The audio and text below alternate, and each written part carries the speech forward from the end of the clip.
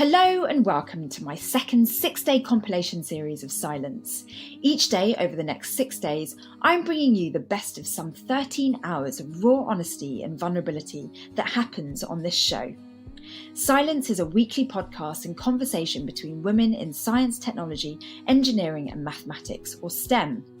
All of my guests are highly accomplished females, but most importantly, they're human, just like the rest of us. I deliberately keep their identities secret so that they have real freedom to share their experiences, wisdom and hope about surviving and thriving in what often feels like a very male-dominated world. So whatever it is you do with your own life, if you ever feel like you don't fit in or that you're in a minority in some way, you may find some inspiration here. Trust me, I was one of very few women in mechanical engineering for a number of years. I know the feeling. Have a listen to this collection of sound bites from some amazing trailblazers, and you might, just as I always do, get motivated to be the best version of yourself. Enjoy. I've got a huge issue with this, having it at all. I think it's a really bad message to give to women. And I think, what we should instead say to women is, if you want to be a stay-at-home mum, that's fine. If you want to be a single mother, that's fine. If you want to have a career or not have a career, that's fine. Not because there's really three things having it all entails. It's motherhood, career, and marriage or partnership. And I think the message to women should be, if you want to have 3 out of 3, fine. If you want to have 1 out of 3, fine, or 2 out of 3, fine. But let's not give the message that you should be aiming for 3 out of 3. You never can have it all. Life will never give you everything. I mean, in my own case, I've got amazing friends, family, and all this, but I'm missing a big piece of what people have. I don't have kids. I was not able to have kids. And that's a big gap, right? But I have fulfillment in other areas. And don't look for having it all. I think look for finding ways to just embrace what you have. And then if you're not really happy with what you're doing, for example, or your job, or you're feeling powerless, I think that's kind of the biggest handicap. Feeling powerful and feeling that you are contributing, to me, that's having it all. Having respect for myself and for others, and having that reflected back to me. Those are the things I think that matter. Because if you look for, I need to have this, I need to have the home, I need to have the family, I need to have peace with whatever, you're not going to get that. I would describe myself as quite a tomboy as a kid. I used to get bullied quite a lot at school, so I very much just did my own thing. And I wouldn't say that I was lonely, but I did very much just do what I wanted. So I knew that I loved animals, and I discovered that I really enjoyed mathematics. I did lots of maths Olympiads as a kid and got involved with lots of science clubs, and always knew that I would probably be doing something with science or animals, or preferably something that actually mixed the two. So it was quite serendipitous that I discovered the field of biomechanics and that I could end up mixing both of those loves together. Those of us in academia are, fighting for our reputations, fighting to be seen and acknowledged for the work that we do, and not wanting some of our experiences to overshadow that. So I think that this is sort of the necessary format for true honesty and for those stories that we all have to kind of get out there. I was thinking about that the other day because I was watching A Wrinkle in Time on the airplane coming back from New York last week. And that was my favorite book when I was a little girl. And it really made me want to know more about science and physics. And I always had an interest in science. And after reading that book, I started really digging into what it meant to be a physicist, because the idea of quantum leaping, which that book introduced to me as a little girl, really ignited my imagination. And I think later, once I found out how much money you make in the scientific community, I thought, maybe there are other things in the future for me. The Female Entrepreneur Week last year, there was just this constant reiteration of if you can't see it, you can't be it.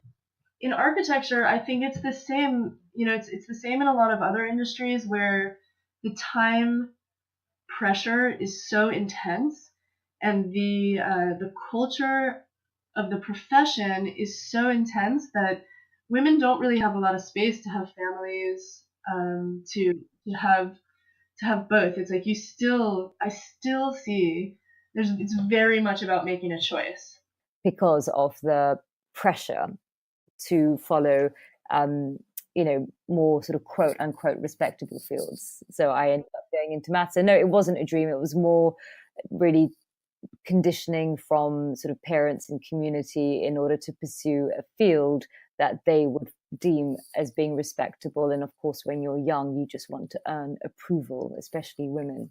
I was always that weird kid that would take apart things to figure out how they worked, much to the chagrin of my parents. And but I had a challenging childhood as well. My parents were not the healthiest people, and they had, they were drug addicts, and so I had to kind of figure out how to take care of myself at a very early age. And escaping into playing video games and reading was really, I think, where I started to see different visions of myself in the future that might be different from maybe what my life would have been like if I weren't open to new concepts of what my life could be like. No, I don't think I ever wanted to be a neuroscientist. I was pretty sure I was going to end up in the performing arts for the majority of my education, but that just isn't how it turned out. Every time I started to do things in the arts, I would get pulled back to science. And so I sort of I was one of those that followed those parallel paths. There's so many of us, we just don't talk about it because we keep our arts in the closet. And so I was one of those artist scientists, and I had two loves, so I bounced back and forth. I do think I got the label of being a bit of a weirdo whilst growing up, and especially where I grew up, I felt that was a very gendered thing. People often associated liking bugs with being a very male thing. It was very odd for a girl to like maths or to like science or to like bugs. And then on top of that, I had very short hair. I didn't have pierced ears. I was very much a tomboy and looked like a boy. I would often be confused for being a little boy until about the age of 13, 14. And I could tell that people didn't like that, or they felt I should be fitting into some different mold, but also because I didn't really fit in with the people from my class or from my school. I don't know, I didn't feel the pressure to fit in, which I ironically gave me the freedom to just do my own thing, because people didn't like me anyway, so I might as well be disliked and do what I wanted than be disliked and not be myself. Yeah, I think it was very internal, and it was my own my own sort of awakening about, especially about physics and the cosmos, and how things really are so marvelous, because the cosmos is so beautiful. It's infinitely large, and then it's infinitesimally small, because you get into the subatomic particles and everything, and then you just have a whole universe that's micro, as well as the whole universe that's macro. I think I was just fascinated by that. How did I end up here? I'm a little bit of a weirdo. I I had a hard time kind of delineating what I liked more, thinking creatively or thinking kind of mathematically or in a scientific sense. So I kind of always combined the things into one. I also didn't really have a dream as a child. I just was very content with what was happening right now. I remember at some point I was like, I want to be a checkout clerk because I want to figure out how the scanner works. And my mom was like, okay, well, it's an attainable dream. I just kind of evolved in that area of trying to figure out how things worked, and had a real interest in video games when they first really started to hit the market. And I always played games and found, that there was a real interest in wanting to learn how to modify them. And in the early days of the internet, when there were IRC chat channels. I would go on and like meet people who made the games to find out how to play them better. And, so it just really gave me a real love for technology through this path of playing games. And it was from that I just found myself kind of in the right place at the right time, designing websites because I could, back at a time where people really wanted them and were willing to pay a lot of money for them. And that's kind of how I got started in tech. I think back to that about how my mom just kind of put all these famous women, books in my room, and how this was probably planned on her part, but I should probably ask her about, what made her decide to do that, because it definitely influenced me in wanting to pursue a STEM career. I definitely try to push my daughter into alternative everything, right? Like whatever is on the boys' side, that's what you should be buying, right? Or like, and her perspective on this is that she's taken in all of this media and she's uncomfortable going to the boys' side. Like she doesn't want to do that. She says, "No, I can't buy that." I'm like, wait, why? Like she's falling into these kind of stereotypes just because of the way that she's been marketed to in the media, which is, again, it's terrifying. I find that really scary. Girls are deterred from science, or maybe boys are more actively encouraged to go into engineering jobs, or, jobs that are considered high paying. And I remember a lot of my male friends, their parents would push them to either apply for law at university or medicine, or physics and engineering, which are, in the country I grew up in, perceived as the high-paying subjects. Whereas a lot of the girls in my classroom didn't have such a push from the parents, so they had more freedom to choose what they wanted. But I don't think that their ambitions were as well supported. And I often wondered if maybe that led. Now, when I look back, I wonder if that leads to the slightly, gendered expectations and some of the splits that you see. Because I saw a lot of my male friends applying for things that they didn't want to do, but that they were pressured into doing. One of the things that when I speak with students that are considering PhD programs or considering academic careers now, usually they're in high school, or high school seniors looking to apply to undergrad, or undergraduate seniors looking to apply for their graduate programs. I sort of ask them, like, what else will you have? So what else is available on the campus you're going to, or what other interests do you plan to pursue? And the line I always tell them is, when your research fails, because it will fail, it's science, what is left in your life? Because if you don't have anything else, then your life just failed, and that sucks. So I mean, there's the whole leaky pipeline concept. And I guess to some degree, if we go back to, the gender expectations, I guess at the age where you start to become fellow and professor, it's probably the age where most people are looking to have a family, and usually the woman is expected to take on a greater load than the man. So they might be put off by, increasing working hours or increased responsibilities that may be less flexible. I mean, academia can be quite flexible, but there's also an expectation that you'll be putting in a lot of hours, you'll be available all the time. And I wonder if that's off-putting to quite a lot of women who might want to continue in academia. Life, you get pushed around if you don't express yourself clearly, and I think it leads to some confusion in your own mind when you're not clear. When you start to say things, it starts to become real sometimes, or you can put words to those feelings so that you can categorize them, that okay, this is why I'm frustrated and I need to express it so that it doesn't linger. So there's a lot of little pieces like that, and I think going through the ups and downs in our industry as well, I was doing all this work, but I think during the early part of my career it was very flat. Because they had in the US, which is where I'm based, and I started my career here, there was this hiring freezes, there were layoffs, so there was, no opportunity to get the promotions and everything. And I started realizing that I was diminishing myself by not expressing myself clearly in meetings and everything.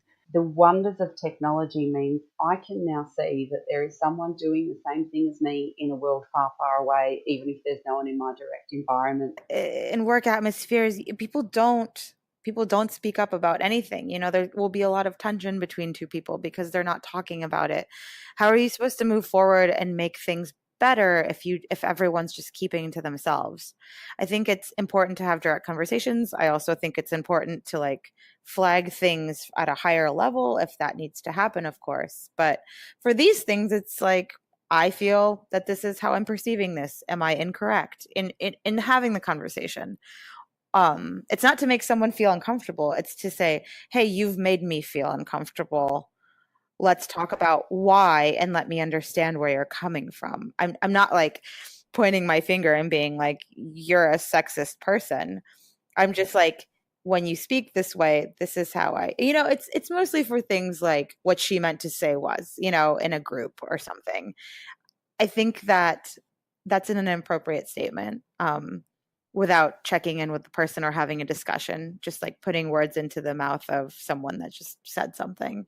I mean, that's what we talk about, that leaky pipeline, right? And you can talk about all of the major issues. The first one that men usually bring up is, well, they want to have kids and they spend less time in the lab trying to get tenure. Yeah, and the older I get, the more thankful I am, because that's a trap you get into. And we know this from the research, right? We know that girls are, especially even little girls, are more likely to be praised for being pretty and cute and that's lovely what they're wearing, and which is all very nice to do. I mean, I embrace that, but that doesn't that feeds into something that you tell yourself. Then that pressure gets on that. And what you said is very true, because when I was in university, I had this really brilliant girl who was my classmate. And, she was very feminine, long hair, lovely, and very interested in theater and everything. And we are multi-potential, right? Just because I'm in STEM doesn't mean I don't like art. I love it. But it's just, what do I want to do with my life? That's different. I admire those who create art and all that, but it's not like either or. But I remember with this friend of mine in college, and she would be a little defensive, like, yes, I like engineering, but I'm not a nerd. I like theater and everything. So she would take pains to add that, but I'm also this. And in a way that to me diminished the fact that, hey, embrace it, love what you're doing and why you're doing it. Although I'm doing all of this stuff, I still get scared. It's just that I do it anyway, because I know that I will survive, and it's not the worst thing that's ever going to happen to me. And often the worst thing that can happen is pretty mundane. I did notice a difference between my family and other South Asian families that were around in London. And I remember, and I think it's because, first of all, both my parents were educated, and and there's a long tradition of people in my family doing interesting things that were multi-generational. Whereas I noticed that a lot of the families that I came across in London, their parents were both uneducated, or they were working in sort of factories. And so I think my parents represented a smaller minority of the Pakistani community here, who traditionally the majority came from a rural area where they came to work in factories. And so my parents were from a different socioeconomic group. And as a consequence, that's what gave me, perhaps more confidence and more opportunities.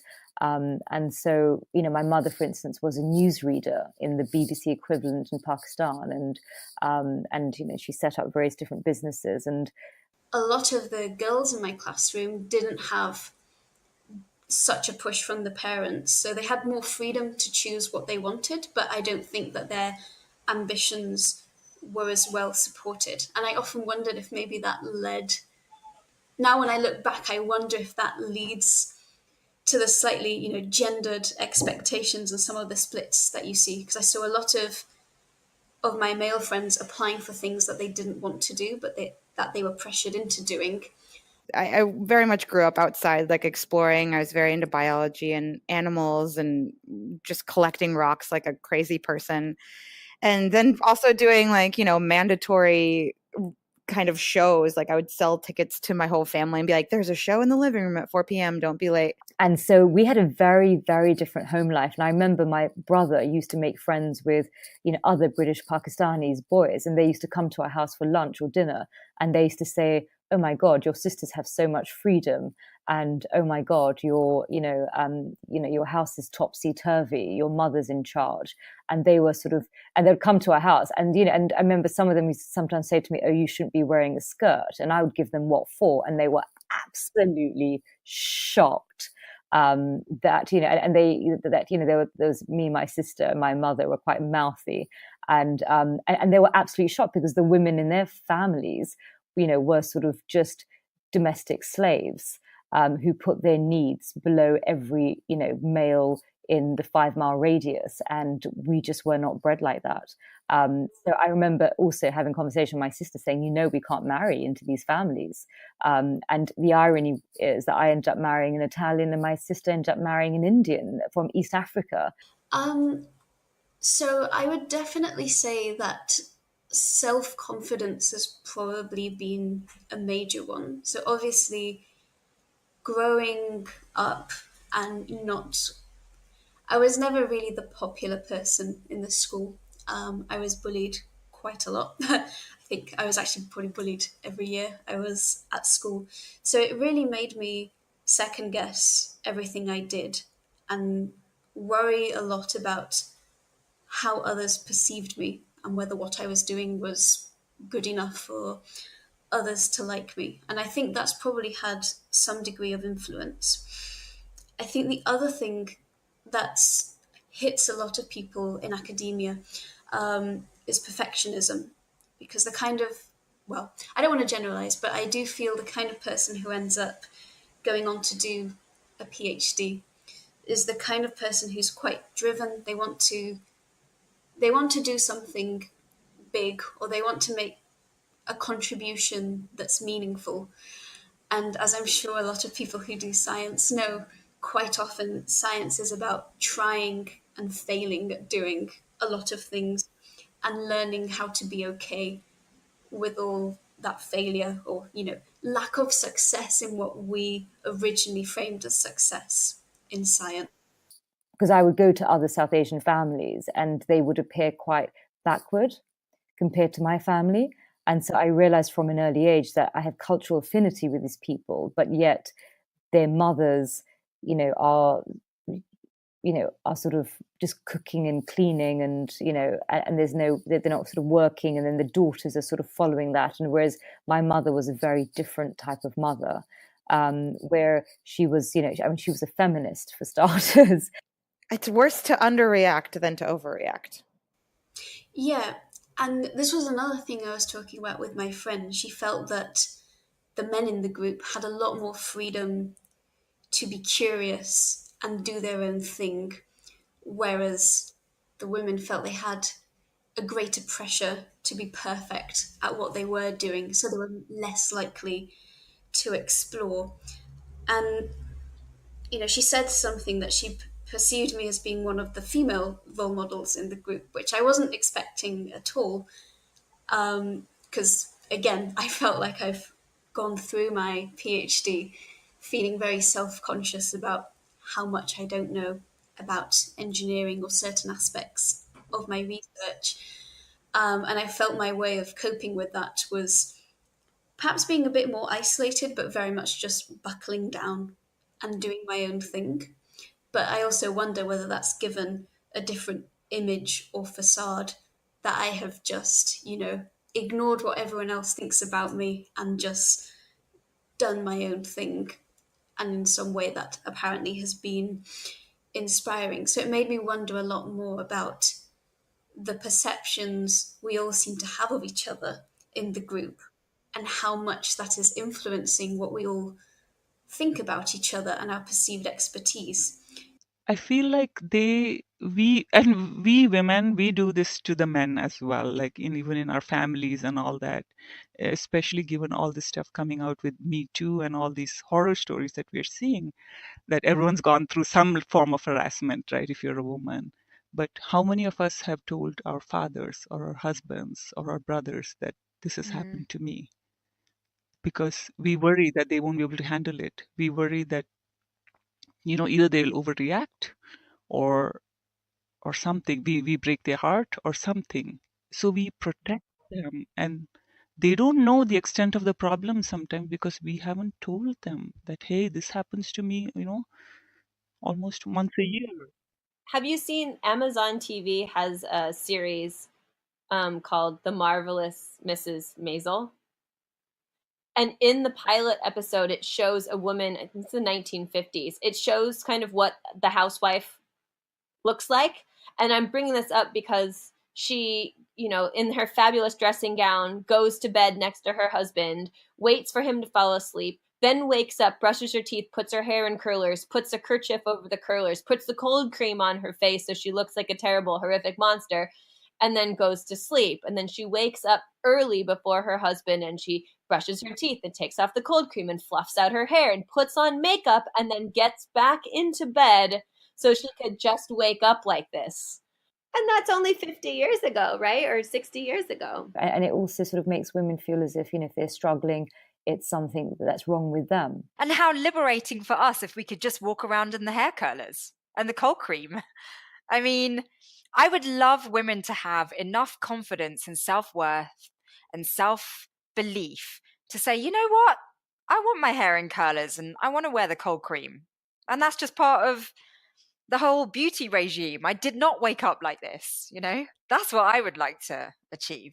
I think one of my biggest priorities is actually not to let myself slip into such a terrible work-life balance as I had within my PhD. So actually appreciating staying in contact with people I care about, doing things that make me feel happy, and ensuring that the work I do feels meaningful or that fills me with purpose. Preferably work I enjoy, but sometimes you have to do things that you don't enjoy, but that are important. So I think it's gone a lot more from perhaps goal-oriented to more value setting and trying to ensure that I'm maintaining that over time. That being said, this is a totally new journey I'm about to go on, so I hopefully will be able to have it all in that way, but I don't know what that will look like specifically yet. But I am excited to see how it will pan out and to discover what that looks like for me. Yeah, I think that is immensely important to craft those messages. And I think what I would say is that, well, for one thing, they can do anything, that anything is possible for real.